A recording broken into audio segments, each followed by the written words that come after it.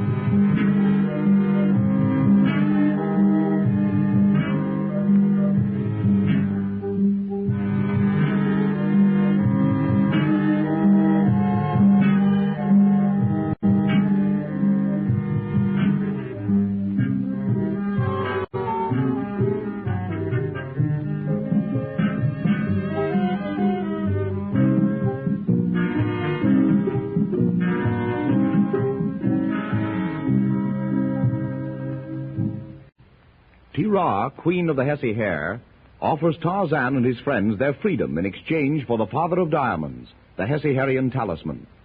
Tarzan brings her the great gem, and instead of freedom, is imprisoned with Tom and D'Arnot, Helen and Magra, in the Tower of the Sun. As the young women step out of their chamber, in the upper part of the tower, onto a hanging grill outside their window, they are attacked by the savage flying chouse of Tuanbaca.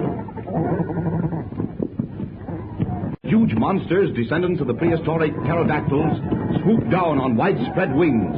Great taloned feet, giant black beaks curved and sharp as knives, ready to sink into the soft flesh of their prey. Those terrible beasts! Below, in the small, high-walled court outside the chamber in which they have been confined, Tarzan, D'Arnot, and Tom, attracted by the screams and the flapping of great wings, look up. Quick as thought, the ape-man's bow is strung. An arrow fitted, pulled back to its head by the mighty arm. With the speed of light, the winged messenger of death flashes upward to bury itself full length in the heart of the foremost vulture-like monster. Back into your room, Opera. Come on, keep out that waiting. The monster almost had Magra. Look, the others. They are diving down on the one you killed, Tarzan. Carry it to their lairs and feed on it. It is like the torture of the ancient Parsees, who placed their victims on iron grills and left them for the vultures, Justly, mes amis. The word of that evil-hearted woman that we should go free in exchange for the diamond was worthless. Yes, D'Arnot. I'm going up that wall as soon as the star can bring Margaret and Helen down here. Yeah, but how? We can not open the door from the inside. Up the wall. Impossible. Even if you could make it, how could you get them down again? If I only had my rope. As I haven't, I'll carry them down. Such an attempt can only result in a fall which would kill you, Tarzan, as well as your burden. I think not, Tom. I have seen Tarzan go up walls. However, perhaps Akiru can get a rope. Of course. I hadn't thought of that. By the way, where is he? He has gone back to the temple to see what happened after we left, but he promised to return at once. If you were so fortunate as to succeed in getting Helen and Margaret down here, what do you intend doing then? Leave the city somehow. Akiru. Go inside and see what he has to report. Bien, Akiru, what happened? It is as I thought. The Council of 13 is now with Tira. Suten hath been deposed and confined under guard. Tira hath the father of diamonds and is all-powerful. Ye three and I are to be sent to the deep mines. The young women... What about them? They are to be sacrificed to the god Ma-Chu. When? On the morrow at the hour of sunset. There'll be no sacrifice tomorrow night, Hakeru.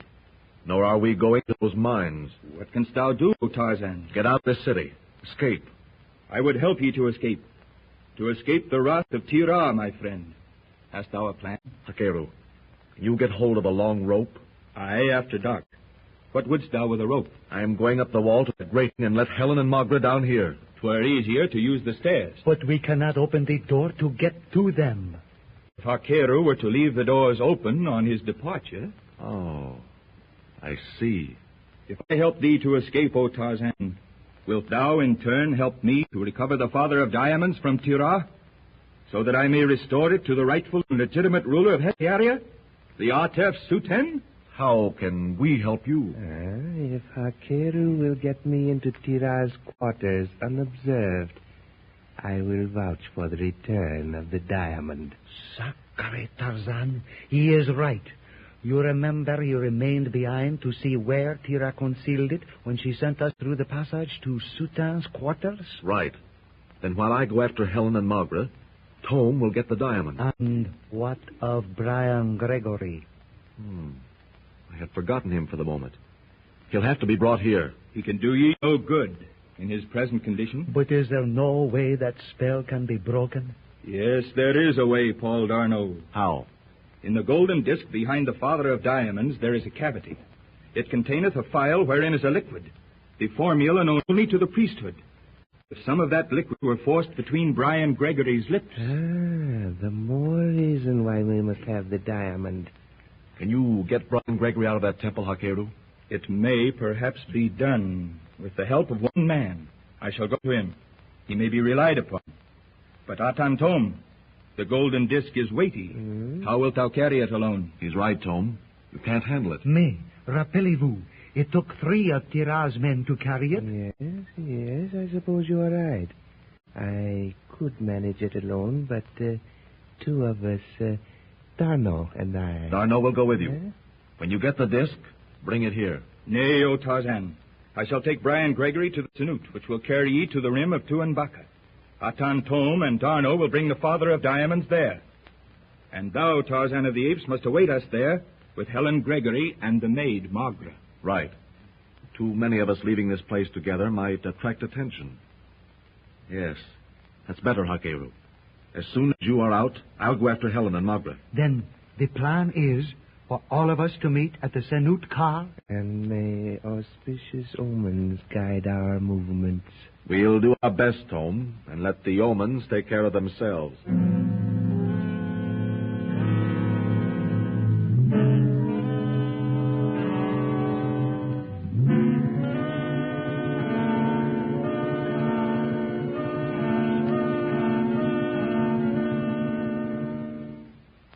Meanwhile, Helen and Margaret, confined in the upper chamber of the Tower of the Sun, 3 floors above Tarzan and his companions, realize that in place of having freedom of the city, they are again prisoners, and this time of the cruel, jealous queen of Hesse Hair. Oh, that queen. How I hate her. She's a cruel, wicked woman, Margaret. Yes, but I expected nothing else from her. She was too agreeable to us there in the ceremonial hall. And while she talked and smiled at Tarzan and gave us the freedom of the city, she was planning this. And if it hadn't been for Tarzan, neither of us would be alive now. Those awful birds, so huge and... The door. The queen and the god. I, Tira, the Hesse Hair, greet ye, women of the outer world. I thank you. These quarters are not quite as lavish as those you previously occupied, as prospective brides. But ye shall not tarry long here.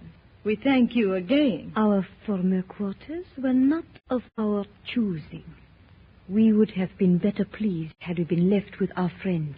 2 of whom are dead, and the other 3 shall soon be worse than dead. So much for the word of a queen. Hold thy tongue, woman.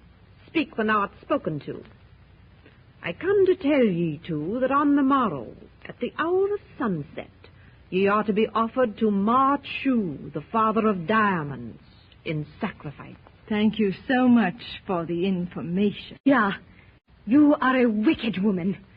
I only hope that the time will come when those flying beasts you hope to feed us to, and from which Tarzan saved us, will tear the flesh from your bones. The mighty Tarzan will soon be in no position to help anyone. And for your speech, my Margaret, I shall be the one to wield the sacrificial knife over thy heart. Peace until the hour of sunset on the morrow.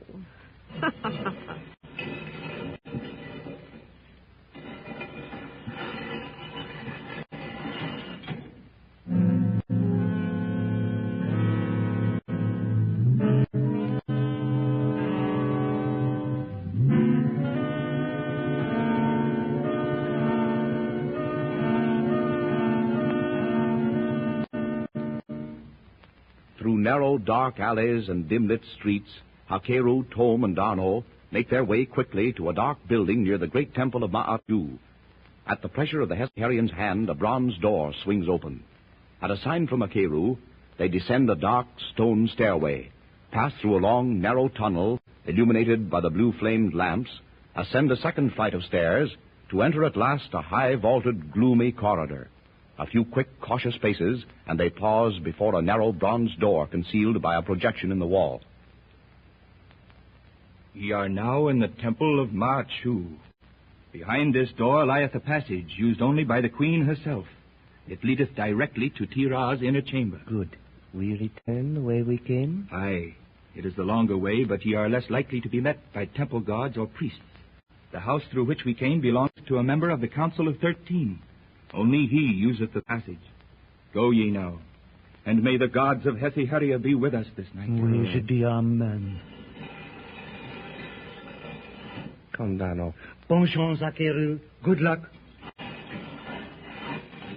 Grâce au Dieu, this passage is lighted.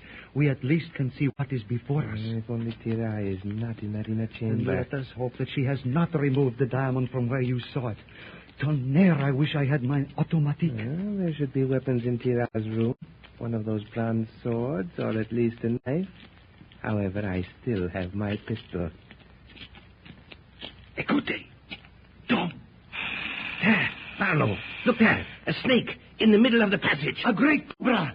May Dieu me protège, what a monster. Animals in this strange country all appear to come oversized. That great expanded hood. They'd bite from that fellow D'Arnot and... And to reach our goal, we must pass him. Ça, c'est impossible, Tom, without touching him. He is directly in our path. Come, my friend, we must. It is the only way. Go ahead, D'Arnot. If he attacks, I shall use my pistol. Slowly, carefully. His eyes fixed upon the great swaying hood inches above his own head, D'Arnot cautiously, step by step, moves along the wall. The perspiration stands in great beads on the Frenchman's brow as he approaches the huge, deadly reptile barring his path. Suddenly, the great head stops swaying, poises itself for a breathless instant, and strikes directly at D'Arnot's face.